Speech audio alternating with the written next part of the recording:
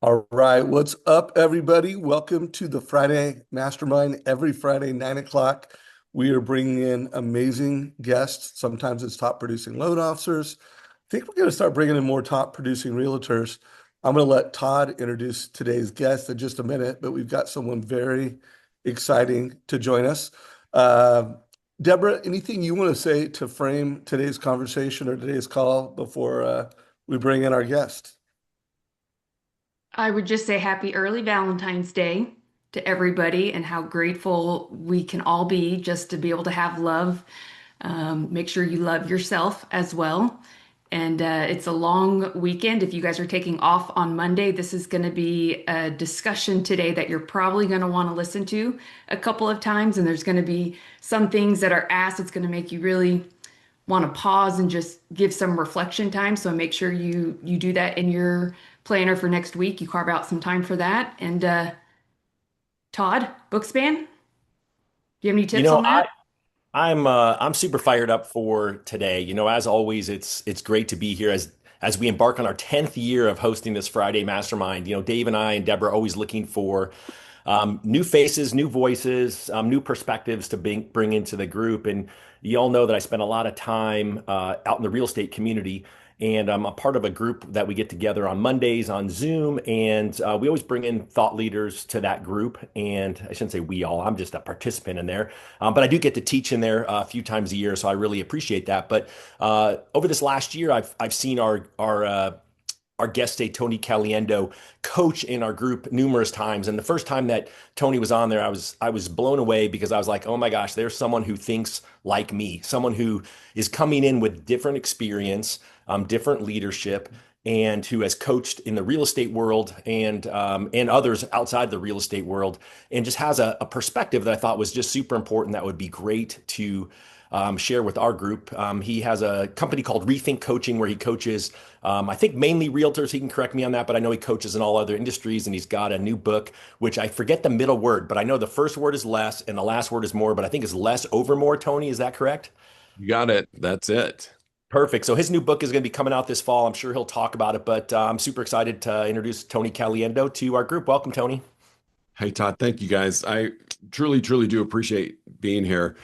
It's one of the best parts of what I get to do is to be in a room full of talent. And I say this because we all had a choice of what we were going to do this morning, depending on where you are in the world. It is 10 o'clock here in Santa Fe, and we all had a choice as to what we are placing our time and investing our time. And it always speaks volumes to me when somebody chooses to be somewhere to invest in themselves. So being part of this group, I'm already excited before we even get into the information. So I'm going to share slides with you. Todd's been with me in rooms before, and I just want to make this really clear. I'm not here to just talk for the time that we have together. I love participation.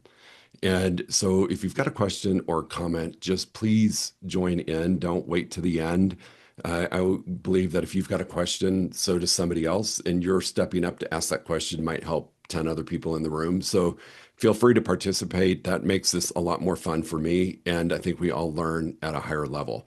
So I'm going to share here, I think, in a second, and get this going. So that is who I am, executive coach, author, speaker. That's my contact information. If you guys take a picture of this screen at some point, I'm always open for a phone call, a text, a question. I provide any type of support I can at any time. So I want to dive in though to today a little bit and what brought me here. So like Todd said, I got my real estate license in 2001. So back in the day when we were really sophisticated, if we had a pager and we had a car phone, not a cell phone, and the real estate books. So I've been in the industry for a while. And prior to that, I was an executive with Marriott Hotels. So I left our corporate career to come into real estate at a time in my life that it was really important to honor the entrepreneurial spirit that lived within me. My parents were both entrepreneurs. So for me, it just was always there. And so that happened in 2001, where I stepped into real estate. And during that time, I sold at a very high level. I was very fortunate. I sold as an individual. Then I had a team. I sold my team. I went into leadership with a national franchise company as a franchise owner and went into coaching.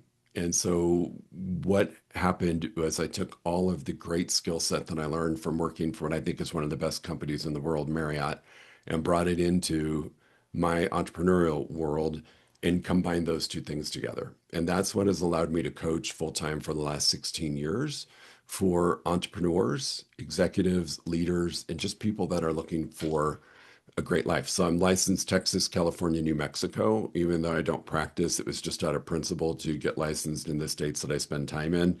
And Deborah, Dallas, Texas is in my heart. I will never Woo! let my Texas license expire just because I'll be 90 years old and I'll still be doing my CEs. So that's who I am and how I got here. Today, I want to talk to you about what I've experienced and what really brought me to writing the book Less Over More. And it's this thing called the success trap. And I don't think a lot of us think about this often enough. There is a time in your career, your life, where your strengths become your ceiling. And I know I personally have experienced this a few times on my journey where I kept having the same year after year after year, no matter what I did. It's like, gosh, I just keep hitting my head against the ceiling and I can't seem to break through. And counterintuitively, I never looked at my strengths being the reason why I wasn't breaking through that ceiling. And the second I stepped back and started to assess what was really keeping me from making progress was when the light bulbs started coming on about certain strengths that worked in the beginning don't serve you as we move forward. And you need to give yourself permission to look at those. So we're going to talk about that today to assess how we can pivot, change, shift so that you can experience a life of less over more, meaning we can get more through the power of less. That's really my whole goal, is to redefine success through the power of less and to help people achieve what I've been able to achieve and the clients that I have the privilege of coaching achieve. So what got you here may quietly actually be holding you back. And that is counterintuitive to a lot of what we tend to think and how we've been raised in business, is that how is it possible that what got me to this level of success is the thing that's keeping me from future success? And it's important that we just take a moment and reflect on that, because it really is really important. We assume that growth requires more effort and more activity and more discipline.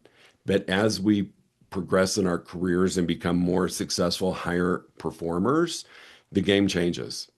And part of that is that high achievers may not realize that until they have that experience of being stuck over and over and over, that something is wrong. And I want to help you out if that's you, if you want to just have a different experience in your business and life. Here's what's interesting though. Early on, so when I left Marriott, like I said, I went into real estate in 2001. My timing probably was not the best. I got licensed March of '01, and then we had the terrible events of September 11th happen that year. So I got to experience the highs and the lows pretty quick in my career. Yet what I knew to be true was in the very beginning, and I think most of us as entrepreneurs can relate to this, we experience success just because. We said yes to everything. I remember, I went in so excited to be a real estate agent broker, and I was saying yes to any opportunity. Open house, yep. Networking event, yep. Want to go open up a door for me? Absolutely. Want to do this? It was just yes to whatever I could. Same thing about moving fast was important to me at that time, because in my mind, moving fast was what was allowing me to build momentum. So I was constantly in movement. I had the philosophy, if I just did more, I'd be successful. Do more open houses, do more this, do more that, go to more classes, do whatever it is. Stay busy. That was really important to me. I came from, if anybody's ever been in the hospitality industry, it's 7 days a week, 24 hours a day, 365 days of the year. And my schedule was 5 a.m. until usually 9 or 10 o'clock at night on a good day, midnight on other days. So busy for me was just part of what was ingrained in me as to what brought success. And then in this new role as broker, I wore every hat. So I started to see success because of these default behaviors. I just said yes to everything. Why wouldn't you? I didn't know what was going to work, what wasn't going to work. And I wasn't paying attention to where I was really putting my energy. I was just saying yes. And I wanted to feel busy because that was familiar to me. And these are the things that early on started defining what success was going to look like for me as a broker. I think most of us go through this when we step into a new endeavor of this is what I have to do. I got to figure it out. It's not always a bad thing. It's just not the thing that's going to sustain us, which is really important as we move forward with success, is how do we get to a level of sustained success? So we're going through all of this doing more, being busy, and we get to a level of success, not necessarily by default, but a lot of times it's just by doing a lot. And yet, if we want to sustain without burnout, frustration, high levels of anxiety, we have to refine what we're doing, meaning creating fewer priorities, allowing ourselves to have longer focus on fewer things. When you're doing everything, your focus is diluted. And you're not really able to say, if I just gave this more attention, I could get different, better, bigger results. More thinking is really something I want to pause on for a moment and talk about.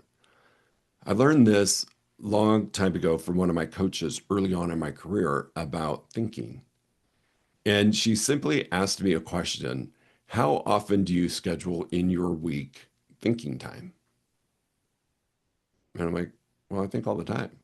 And she's like, no, no, no, no, no. How often do you spend each week in thinking space? And I didn't get it. And she said, you are in the business. I want you to be on the business. I want you to get out of working in and work on. So to this day, I have an hour every day in my schedule allotted for thinking time because it takes you out of the doing and the being, and it allows you to kind of go up to 40,000 feet and to really think about how we're going to sustain success, because it's more than just doing. Hey, And there's Tony, a, can I ask you about that for a yeah, second? yeah, I don't want to interrupt, and maybe you're going to go it's down this fine. path. But I love the idea because I feel like this is where people get stuck, right? They know they need to refine, but they don't have a process for doing so.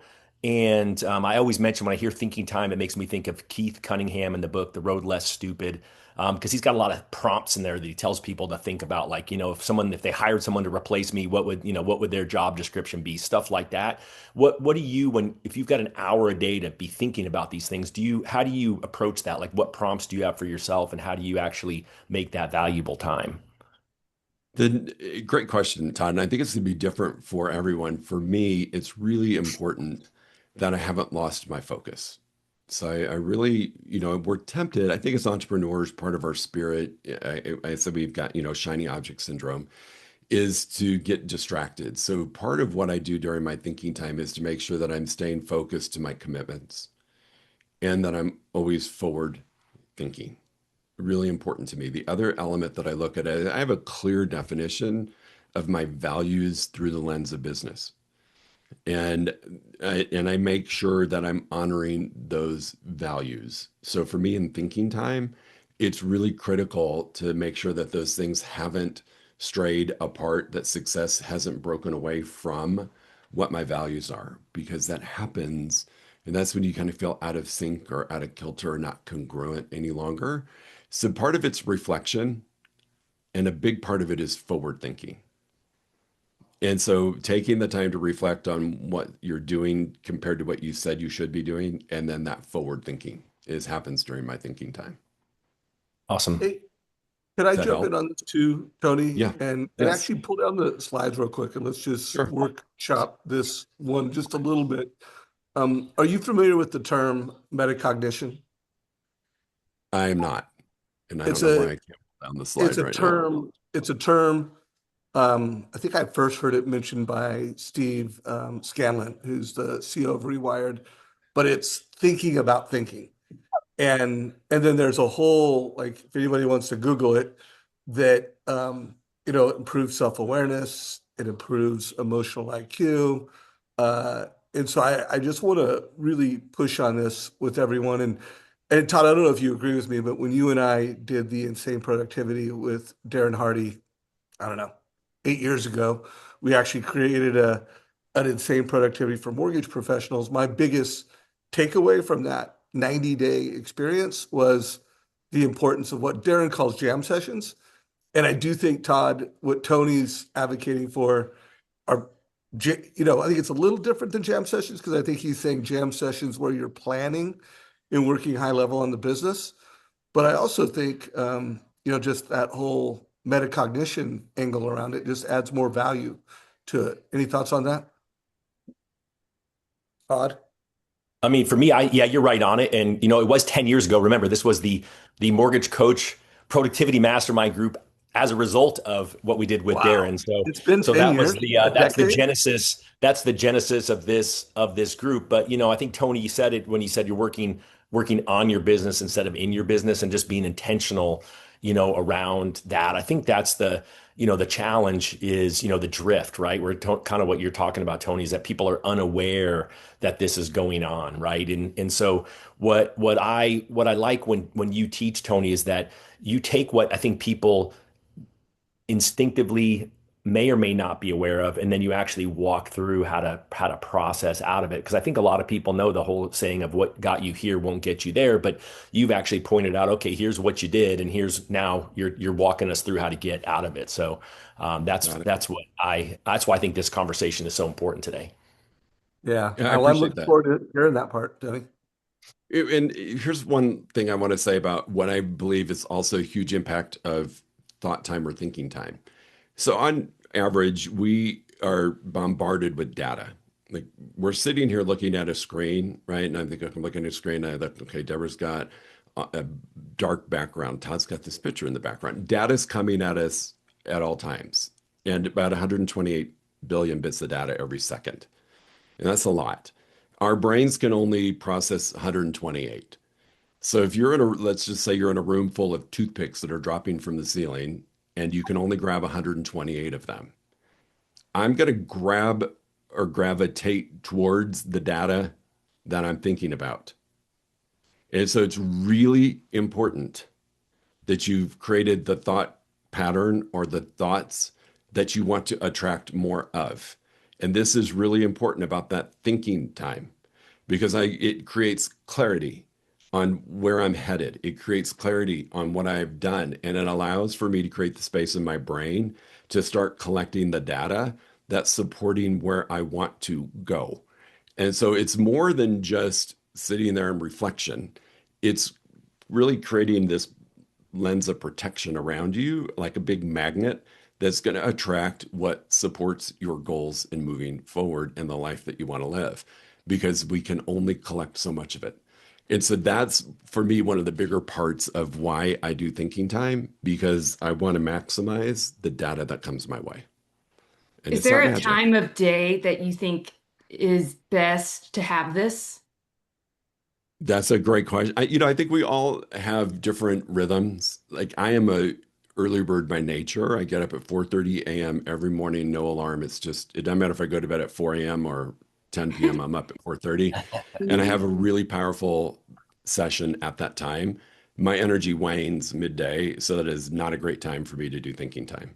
And then I have another burst around 3 and another burst around 8 o'clock at night that I have to control, because if I don't, I'll keep that going until midnight. So to answer your question, pay attention to your rhythms and do it at a time when you're in a place of high energy, because you're not going to have to force yourself into this space. So that's how I do it. I pick one of those windows that I know that I'm naturally in a good spot. Love It it. makes it a Well, I'm lot looking easier. forward to hearing some tactics. I gave everyone a prompt. I put it in chat. So if you take and cut and paste what practical exercise is, build metacognition, self-awareness, it will just give you another reason to do what Tony's talking about doing. So let's keep it rolling, man.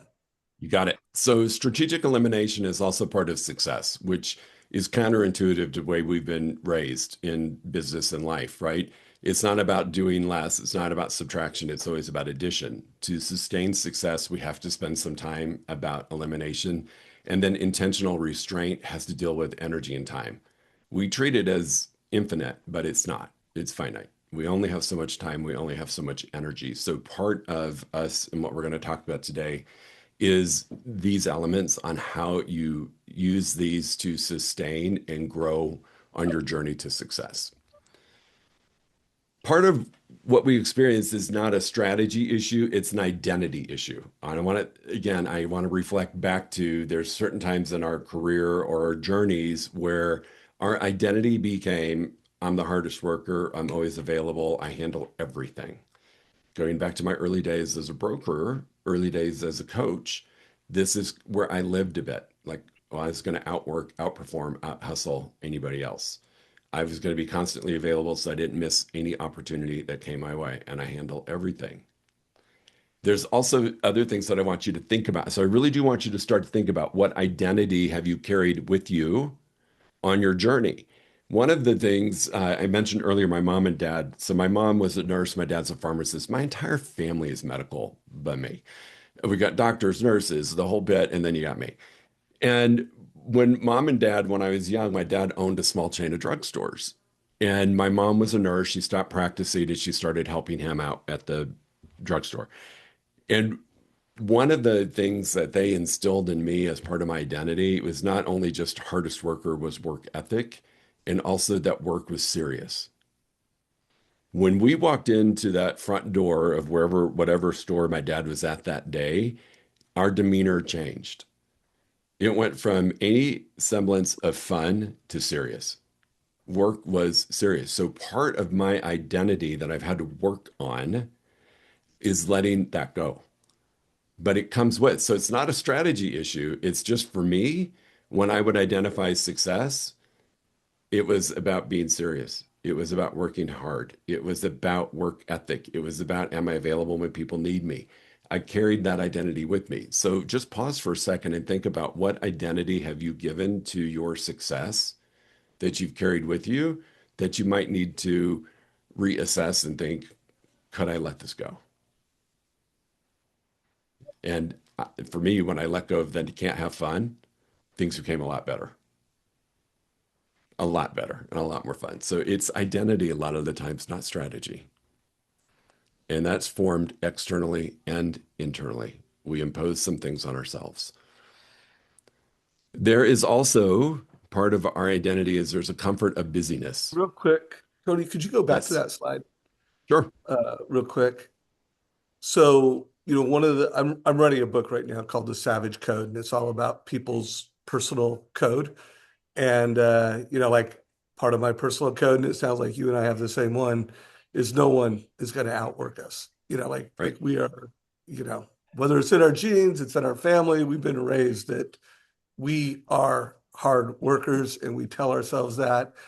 And it's a super strength, but to your point, and you've said all along, it could also become our greatest weaknesses. So like there's a code, I'm the hardest worker.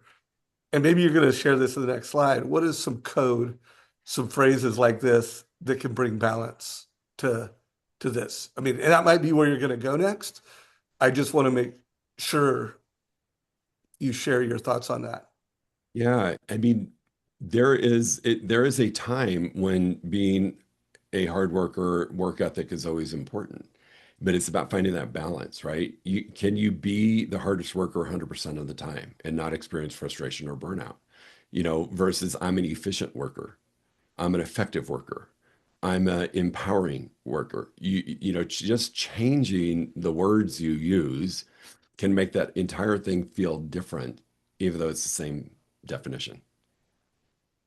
Yeah, And yeah. so, I know one thing I'm going to do personally after this, I just made a note to myself, is I'm going to kind of audit my code because I do know like being a hard worker and being busy is pretty easy and automated for me, but being strategic, slowing down takes more intention. And so I'm going to work on my code. I know there's some people that are listening to this right now, and maybe you're a hard worker at some things, but at what you're supposed to do in the mortgage industry, you're not getting after it at the level that you are. So I think there's two edges of that. Like, hey, I'm not doing enough, not working hard enough. What do you need to do to improve your code? And of course, the other side of it. So anyways, I'm Yeah. getting a lot of personal value. Thanks. Yeah. Awesome, Dave. And what if it's not I'm the hardest worker, but I'm the most strategic worker? So I get more Yeah. done in the time that I have, right? There's different, just reframe this from the identity that you've been taught or carried or imposed on yourself and figure out a way that makes it more impactful because I'm the hardest worker. Some of us hold on to that as a badge of honor. And is it? At the end of the day, I always laugh and think that people who are more strategic and had more fun and balance, are they going to win at the end of the day versus me holding on to this badge that I was the hardest worker? Who's going to win? Deborah. Not that this is just a female angle, but I wanted to interject here that I often struggle with either the I'm needed or I'm the healer. I'm the one that makes everyone, feel happy, or because that was kind of from childhood. So just to add that in this list for anyone else listening who may have those same thoughts around their current identity, that would be mine to add here. I love that. I love that because the belief is how you do one thing is how you do everything. It's if you have that belief about how you are as a person in life, that spills over to how you are as a person in business. So it's a great point. And we all have, this is what I love about this. We all have a different identity that we've created and that we've carried forward. And if we haven't visited it in a while, it could be one of the things that's keeping us from moving forward. All right. So comfort of busyness. Busyness becomes a comfort zone. I spoke to this when when I was in the hospitality industry, there wasn't a time that you weren't busy. You just were busy, right? And busy became comfort. When I first got into real estate, dead time about killed me because I wasn't used to it. I'm like, what do you mean I don't have anything to do? And you probably did. I just wasn't aware of it. But the thing I want us to learn about this is, to me, comfort zone equates to habits. As human beings, over 90% of what we do is conditioned habitual behavior. That's where we're comfortable. Now, notice I didn't say any great adjectives about conditioned habitual behavior. I didn't say it was productive. I didn't say it was powerful. I didn't say it was positive. It's just conditioned habitual behavior. And so at times of change or stress, we default to comfort. And busy is comfort for a lot of us. And so it's where our habits bring us to. And those habits may not be serving you. Being busy, it does not mean you're making forward progress. Being busy does not mean you're maintaining momentum. It just means you're busy. That's it. And the part of the conditioned habitual behavior that we experience comes from this little part of our brain that hasn't evolved. It's our primitive thinking brain. So if we just go back to, let's say we were all living in a cave today and it was time to get food. We didn't go to a refrigerator because we didn't have one. We had to do what? We had to leave the cave and Hunt. hunt, right? Hunt and gather. We had to go get it. And every time we left the cave, there was a large chance that there was danger out there. So what our brain started doing was saying, hey, Todd, maybe you shouldn't eat today. Because if you leave the cave, you're leaving your comfort zone. And you could risk getting attacked by a saber-tooth tiger. You could pick up the wrong food and get sick. So this brain is thinking it's doing this bang-up job of protecting you from danger. So in our world, when we step out of our comfort zone and embrace that we don't have to be busy, your brain's like, Todd, why would you do that? You've been so successful being busy. Don't do that. You're risking failure. So your brain is taking the old, like you get killed by the saber-tooth tiger and applying it to embracing a new habit of not being busy. So it's going to pull you back into what's comfortable and safe. So it's pulling you back to the cave. Part of what we do this and why we do this is because it has become our comfort zone. I know for myself, at first, it was very foreign to me when I had time on my schedule where I didn't have anything I had to do. So guess what my brain would do? Find things for me to do because it's conditioned habitual behavior. So I would busy myself with stuff that didn't matter, that was stealing my joy, my energy, and my time. But I felt really good because I was staying busy. Anybody else experiencing this? Yeah, all the time. You know, it was interesting because I was on a plane yesterday, and it's interesting to watch around. Like I intentionally didn't bring work. I normally bring work, but it's a short flight. And I thought, you know what, I was with my daughter and we're gonna hang out. But I just watched around me of all the people, and nobody could just sit there and not be distracted by their phone or listening to something. And so I thought about it this morning. I went for a run, and I chose not to put on my headphones and listen to a podcast or a book like I normally would. I just chose to actually run and you know, my initial thought was boredom, but I don't know how to be bored. So, you know, again, my brain just thought through a bunch of stuff that, you know, I kind of been putting off thinking through. It was a really opportune time for me to actually be not busy. Yeah. Yeah. And Tony, uh, Ron Quintero, who is no longer with us, but a coach and mentor of mine over a decade ago, one of his key, call it Ronisms, was there's a big difference between busyness and business. And a lot of people are, and at the time there was a lot of social media of busyness or, like being on social media, big difference in that. And I do know I had adopted that into my code. And after, what I said earlier, I went and audited it. And that is part of it. But there's just such a big difference. And the people that are most successful, they're doing business. They spend a lot of time doing business, not busyness. There is a, comparison game in what we do. And a lot of times we'll compare ourselves. And if I'm not doing something, but Deborah is, and Deborah's successful, then I think I need to get busy because I'm not congruent or comfortable in what I've committed to doing. And that's what we're going to talk about a little bit is when you create a clear path for your brain onto what it should be doing every day, it becomes much easier to not get caught up in the busyness because you have faith and belief that you know exactly what to do to get you to where you're going. And so busyness is just an old habit that we can break. And I just think it's really important for us to look at it and think, I don't need to live there, but it's where a lot of us live. So, Tony, All one right. thing that Michael said in the chat was that he may be busy, but not busy in the parts of the business that bring in money, and that there could be this degree of, fear or afraid of success in some degree. Do you have any thoughts around like what we tend to avoid due to the fear of success?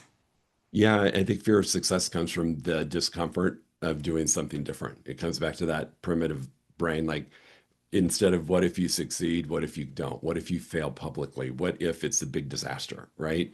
And that's where, again, the brain thinks it's doing this bang up job of protecting you. And it can actually harm you from success because along the way you might fail. And that's where I see just embracing that, looking at you reframing the failure as feedback. Failure's got so many gold nuggets in it. And I think part of why this has become such a problem is social media.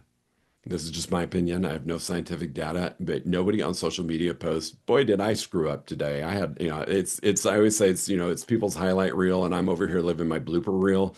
And it's keeping me from taking a risk of moving towards success. So I think there's a lot of different ways to look at it, but part of it is just embrace the opportunity. Like instead of what could go wrong, what could go right? What could happen? Hidden cost. So this is what's happening on an unconscious level that you might not be aware of if we're holding on to old identity, we're holding on to old strategies that are no longer serving us, is that we look at a full calendar as being progress and it's not. Just because your calendar is full does not mean you're making progress. If it's full of the wrong more, we're not making progress. Activity equals advancement. We've talked about this already. It's not necessarily true. Just because I'm busy doing something doesn't mean I'm advancing. It just means I'm busy. Speed does not equal clarity. Speed in doing the right more equals clarity. But speed for the sake of speed does not create clarity. It actually creates the opposite. It creates chaos. and our brain does not do well in chaos. One of our basic core human needs is certainty. I think it's the number one human need that we have. On an unconscious level, you're always looking for certainty. And when you create clarity, you create certainty. So speed can create chaos, which will do the opposite. So it is one of the biggest hidden costs of holding on to things that are no longer working. More does not equal better. The right more equals better. And we're gonna get to that. So this is just a little framework to look at on what you should look at, wrong more. Like if I'm doing, like what could be the wrong more in my life? If it's reactive, ego-driven, inherited, or busy, right? Just busy work is not necessarily the right more. Inherited. This is what I want to spend 2 seconds on because this is really important. Part of why we do the wrong more is because of our definition of success. And part of this is because our success has been inherited or influenced by our industry or our peers. One of the exercises I have my clients do is really sit with what's your definition of success? Because when you live into somebody else's story of success, you tend to do the wrong more activity. So example, when I first became a broker and I chose to treat it like a business, I was very successful. And I was constantly getting an award, come to the awards breakfast, come to the quarterly this, come to that, getting recognized for highest GCI, highest number of units, highest volume, all of that stuff, because that was the broker's definition of success. So that had me focused on doing some of the wrong more activities. When I sat and defined what my definition of success was, it all changed. Yes, my checking account was lovely. However, my definition of success that got me doing the right more activities was creating an experience, much like I did in the hotel world, creating an experience for my clients to have the best experience on the journey of buying or selling. And when I focused on those activities, my right more, my business doubled versus definition that the broker put on me of what success was. So wrong more, neutral more. I look at neutral more as really your opportunity to leverage maintenance, operations necessary. Those are usually indicators that you could leverage those things off. You don't need to be doing that. And then of course we've got the right more. It's focused, high energy. That's when you're aligned. Those are the parts of you that will let you know you're in the lane of doing the right more activities. So there's an exercise, and I'm happy to send a link or you can email me that is really imperative talking about this slide. And I want us to spend a minute on it because it's super important. How do you know if you're doing the right more or the wrong more? This is really the a foundational piece of the book, less over more. So I have clients do an exercise. It's called the wrong more worksheet. And you spend some time getting really honest with yourself, or what are the 10 activities that I do on the regular every week? And don't kid yourself and just put down the good stuff. If I spend an hour a day on TikTok, put it down. I'm doing it. If I spend, time playing a game, put it down. I'm doing it. Really get clear on the top 10 activities that you're doing on the regular. And then there's 5 columns next to it. And you can, oh, sorry guys, my new camera doesn't like me talking with my hands. It's not made for Italians. The columns are, does the activity, is it high value, low value? Does it get you results, not get you results? Then the next question is, do I love it or not love it? And then the last thing is, how much time per week am I spending on it? Because this is where we're going to identify what we've carried forward with us that may no longer be serving us. When we get real about these 10 activities, you could have more, you could have less. I usually don't let a client off the hook without at least 7 things because they're not being honest. Don't just look at your calendar, look at what you actually do. But once you fill this out, take a look at what's high value and I also like. That's the right more. What's low value? That's usually the wrong more. But I'm doing it because I've always done it. So I'll talk to a client and we're assessing this. I'm like, okay, let's talk about this thing that's low value. Well, I get 1 or 2 deals a year from it. Great. Your goal's 50 and you get 20 transactions from this other activity. Do you really think this is high value? We have to look at it in perspective of overall goal. But if you sift it down to high value and like, that's the magic formula. Now, there are going to be things that are high value that we don't like, and there's going to be things that are low value that we love. Spending an hour on TikTok, low value, but I love doing it. It's a distraction. And we want to look at those things and say, can I turn the high value into an activity that I like? What is it that's keeping me from liking this? When you can figure this out through a little bit of work and you identify 3 to 5 things that are high value that you like, that's your right more. Those other things are the wrong more, and you let them go. You give yourself, and this is really, really hard because there's a false sense of security of holding on to the wrong more. It worked once. I got 2 deals out of it. Should I really let it go? Where are those 2 deals going to go? What if they go to Todd instead of to me? Right? I mean, heaven forbid. So there is this exercise to me is one of the more powerful paths on getting you to understand what your right more is. And I'll share the worksheet. I'll send a link to it or send a PDF to one of you guys to post or share. It really shines the light on what you should be doing because if we're really honest, in all of our jobs and all of what we do, there is an element called repetitious boredom. There's tasks that we must do every day that can sometimes become a smidge boring. Yet if we've identified high value in things that I like, I'm more apt to get into action and see the benefit of taking that action. Questions or thoughts on this? Does the Well, I hour feel of like TikTok count if it's late at night during bath time and it's your escape activity? No Or are we only judgment. talking during business hours? Hey, if Business it activities. Yeah. if it you're achieving your goals and It's research, you Dave. it's yeah, hey, everything in balance. So guys, I threw in chat a code, part of my code, win the game of never getting outworked, and you'll win every game you ever want to win. And then I updated it. I created a new code. Thank you, Tony. Where choose business over busyness. I'm not going to read the rest out loud, but I recommend you guys take time and really reflect at a values level, at a beliefs level. Uh, you know, do you believe in never getting outworked, and are you executing? Are you living that or not? And then if you, are you do you have balance? Are you working on your business? Are you taking time to think about thinking, which is a key activity of self-awareness, uh, clarity, confidence, uh, being a great leader and being able to paint a vision. So really, really important stuff, Tony. I'm loving it.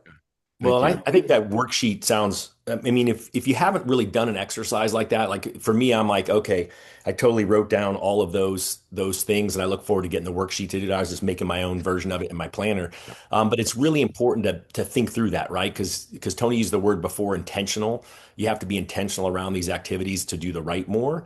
And if you're not identifying these things and looking for the results that you're looking for, then you get caught by all those billions of other things, those other toothpicks, as Tony mentioned them, that are dropping. So I do want to give a quick shameless plug now that I was thinking about it, because some of the things that we were talking about, Deborah and I just launched season 3 of the Win Now podcast. The first episode's up on YouTube and all your favorite podcast spots. And so we walk through just kind of some of these ideas in our first episode, and then we've already recorded the first few. So we're pretty Nice. excited about the season. I I love it. do I love also it. want to point out that I feel like all of this becomes easier if you take the time to get really clear on your values and Yes. really clear on what things you should be focused on. Like, so if you create this think time, because that was one thing you had said is you reflect to make sure that you haven't lost focus on the commitments and clear on values. And so I kind of backed up and was like, wait a minute, before we even, know if we're doing more of the either right or wrong activities, we have to know what's the why? Like, what are we trying to achieve? And get really clear on, is that something I'm owning, or is that something I've just allowed to be projected onto me so that I can stay committed to what I'm after for my life that I'm designing? 1000%. We collect a lot of stuff on our journey, right? From childhood to adulthood to profession to life. And it's really shedding the things that don't serve you anymore. What I want us to really think about this right more, wrong more, is I want you to think about yourself as a sponge. All right. So if we put a dry sponge in the sink and we turn on the faucet, and the water coming out of the faucet is opportunity. It's going to hit the sponge, and what's going to happen initially? Sponge is going to do what? It's going to absorb, right? And then at some point, the sponge becomes saturated and can no longer absorb the opportunity that's coming. And water now hits the sponge and bounces off and goes down the drain. If I pick the sponge up and wring it out, it still is wet, but I've created space for more opportunity to come in. Part of the equation of less over more, part of the equation of right more versus wrong more is creating the space for amazing things to show up that you didn't even know were out there because you've cleared out space in your sponge for more things to show up. And when you're focused on the right more activity, I promise you, things show up that you had no idea were even out there, and your life changes. But if you keep the sponge saturated with some of the right more and some of the wrong more, you're going to be repelling opportunity. So this is where getting really congruent with what your right more is and having the belief that if I let go of this other stuff, I've created space with the universe, God, whatever you believe in.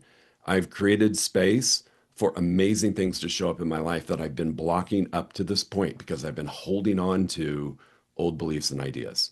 Does that make sense?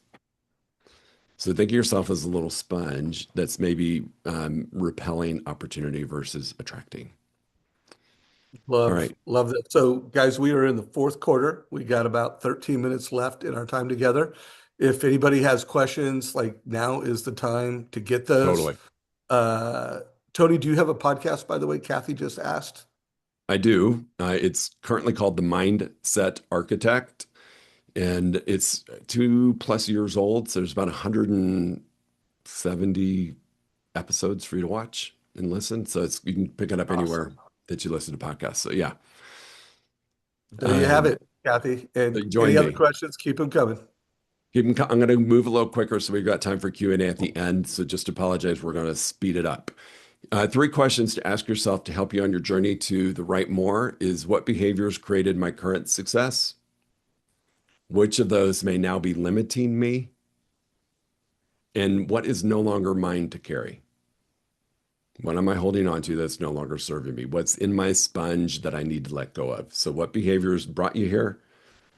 Of those behaviors, what might be limiting you and what can you get rid of? Growth is not about adding. It's giving yourself permission and courage to eliminate. It's wringing out the sponge.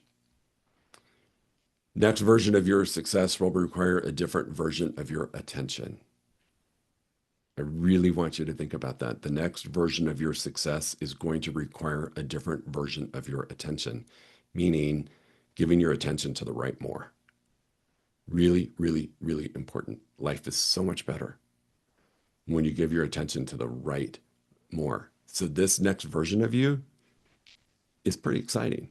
Just give yourself permission to let go of some of the stuff that's not serving you. So that's really kind of the end. I want us to have a minute. I'm going to put the slide up, team. This is a shameless plug, but I'm going to put it up there while we have Q&A. Please do. This is the Please do, book. Tony. This is the book, Less Over More. So if you like what you heard today, it's just a small sampling of what's in the book. The book really did come about from the 16 years of coaching and my experience personally and with my clients about finding the right more and experiencing success. So there's a couple opportunities, single copy or bundle offer. If you run a team or an organization, there's some great opportunity. What I am offering right now, the book will not physically be available till August 25th of 26. So we're in the pre-order phases. You can order it anywhere you buy books, Barnes and Noble, Amazon, whatever. If you scan these, it registers with me that you bought a book. And what that will do is I'm creating a community of less over more, where I'm going to be teaching over the next couple months different parts of the book. So when you get the book and you read it, you'll have a better understanding and you'll absorb it at a deeper level. So that's the easiest way. Take a picture of the screen. You can do it really at any time. Right now, we're offering some opportunity for people who choose to pre-order. And the biggest thing I would say, the bundle has a lot of bonus items with it right now that will not be free after the book launches, but is free right now. But the biggest thing is whether you buy one or many, we'll invite you into our Less Over More community where you can collaborate with other people who've chosen to adopt this framework and to move forward at a really high level of living a different type of business and life. Well, I just pre-ordered and I took a Thank you. picture and and multitasking is a superpower that's got me where I'm at today, but too much multitasking is not going to get me where I want to go tomorrow. So anyways, Exactly. this has been awesome. Any questions, guys? We're in the Q&A part of today, so we won't go the full hour if we don't get questions from the audience. Well, Uh, let me throw them out there, Dave. I mean, one of the things that that I wanted to bring Tony into our community for is that, you know, your target audience is real estate agents, and I think every real estate agent is looking for the solution of how to unclutter, of how to figure out how to move forward in a positive way. And I think Tony's message is really important. So this is an opportunity for you to take what you learned today, right? Your realtor calls this week should be, hey, are you familiar with Tony Caliendo from Rethink Coaching? And they're going to say, probably not, right? If they haven't been exposed to him in their world. And then now you've got an opportunity to share with them what we just learned today. That's going to make you the superhero of their journey, and then gives you an opportunity to help them figure out how to get unstuck, how to move forward. Because I do feel like in 2026, here we are, right? We're already in the second month in, almost through this second month, and I think people are still looking for that silver bullet. And I think that this is one of those things. This is an opportunity for them to check out Tony and learn from his work. Thank you, Todd. Yeah, I mean, team, it's really, it's been really joyful to take clients, both I coach outside of real estate, inside of real estate, and it's, you know, if somebody is stuck or wants a bigger life or a bigger footprint, is to help them figure out how to get there in a different way. And to create the path forward for someone, that's my biggest joy in life, is to partner with someone on that. So whatever it is that they're looking to do, there's a great way to get there that breaks the old model, that doesn't support just do more, work harder. There's a more joyful way about getting there, and that's really part of the whole journey that I'm on. Is that as entrepreneurs, we take a risk every day, and we're betting on ourselves every day. And let's create a space that we can actually enjoy in the process of doing it. It doesn't have to be the grind that so many of us are in right now, or think it needs to be to experience success. It can actually be a joyful experience. And that's I makes I things so love much better.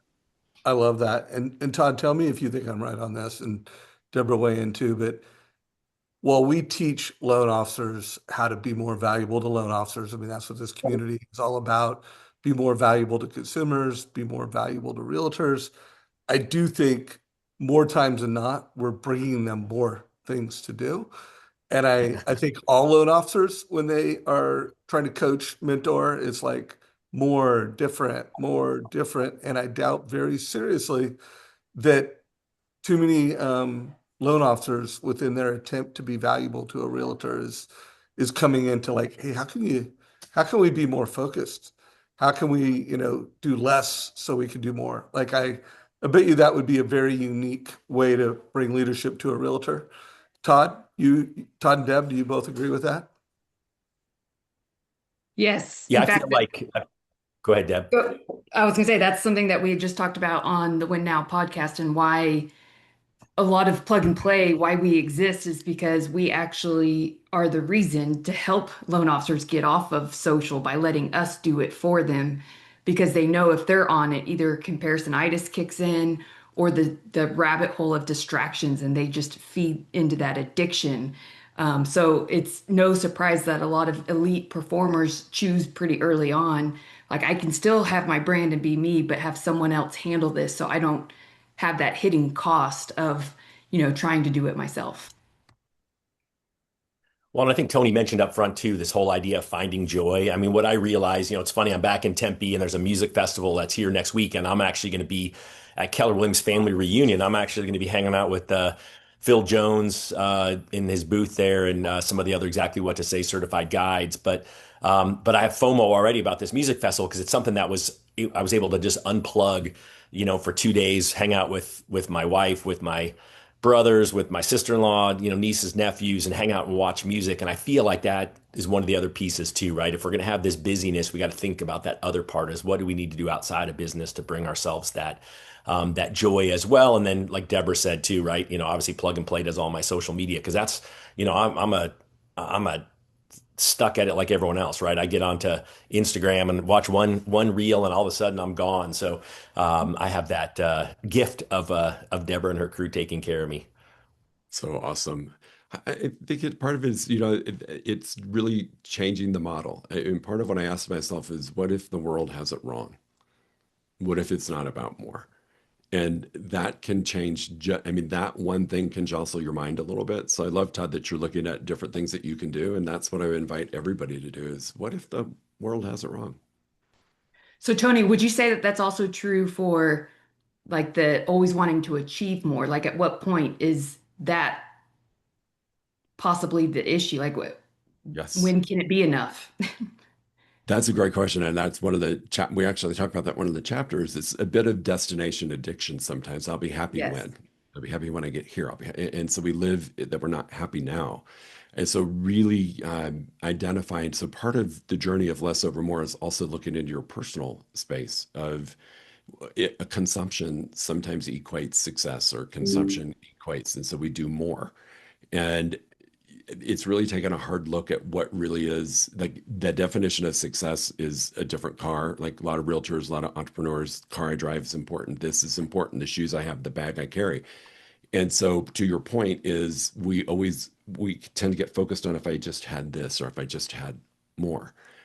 And when you get in alignment with what the right outcome is, all of a sudden the destination addiction goes away. So it's a great part of how we show up. Hmm. Yeah, I did some serious clean out in my life when I first did this and watched a bunch of stuff leave my life that was really important to me at one point. Not be in a funny story, Reagan and I moved to Santa Fe 6 years ago, and we had a secondary home in Dallas that we put stuff in storage, the dreaded storage, and it showed up. We had them deliver both houses to Santa Fe. 90% of what we had in storage that brought us happiness at one point went away and had no value because it didn't any longer work for destination or I'll be happy when. And we did the wringing out of the sponge about stuff and we got rid of a lot. And because we got rid of a lot, some really cool things showed up in our life. So anyway, yeah, good point, Hmm. Deborah.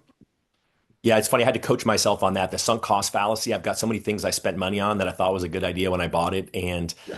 it's so hard to get rid of that. And since we moved, we kind of that same thing. Our house is the same size. We've downsized a couple of times, but our house is the same size in California, but has zero storage. So it was all sitting in boxes in the carport, and slowly but surely, every week my wife is going through it and giving stuff away, and I just realized I don't miss any of it. But her think Casey found a Facebook group that gives stuff away for free in Venice, and the smile on people's faces that when they come over to pick something up that was something that was once valuable enough to us that we spent money on it to give it away to someone else who needs it has been just a huge gift. So just think through that when you're looking through your things for sure when it comes to clutter in here Oh, as well as in your world. yes. And Well, don't count up the uh, dollars you're giving well, away. Tony, this has been awesome. To Thank you. rethink. Usually, when we do these, I think we're always like, more. Here's a new idea. Here's a different idea.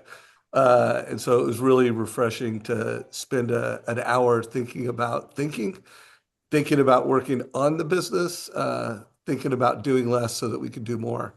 Uh, Folks, best way to support Tony is to follow him on social media, buy his book, get into that community. I think just the ethos of a community about doing less equals more, I think is a pretty good idea. Even if you didn't read the book, just having it on your bookshelf would be a hell of a reminder. Although I do think you should get it and read it. Todd, any closing thoughts? Well, I apologize. I got, Peanut the Wonder Dog, the 15-year-old Chihuahua who's his I best don't friend think and you can call that companion. a dog. That is a tiny, like smaller than a cat, but carry on. Well, Is that a he can't hamster? climb. Okay, He okay, can't Dallas, climb Texas. the ladder to my to Club 44 where I normally record. But Giselle is gone. He's very sad without her. He's out of place. And but no, I really just want to say thanks to Tony. I mean, I think it's just as I said, my intention was for him to come in and share. Tony, you delivered and beyond what I expected for everyone. And I know that you all got a tremendous amount of value. So as Dave said, let's just make sure that we support Tony any way we can. I would look forward to, we'll get that worksheet from him. He mentioned we'll put it up into the Mortgage Coach Productivity Mastermind community for you all. And it'll be down below if you're watching this in YouTube. And as always, there's probably someone else in your world who you should be sharing this with. I think if you're a loan officer, it should be your other real estate agents. If you're a leader of loan officers, it's your other loan officers. We're always grateful that you come hang out with the three of us and our special guests. So as always, just get out there and win. All right, guys. So if you Thanks, have team. not subscribed to this channel, subscribe today. Share this with your agents. Watch it again. If you lead team, make sure you share it with your team. And Guys, happy this is a wrap. Valentine's Day. Love you Happy guys. Valentine's Day. Take Thanks, care, y'all. everybody. All right.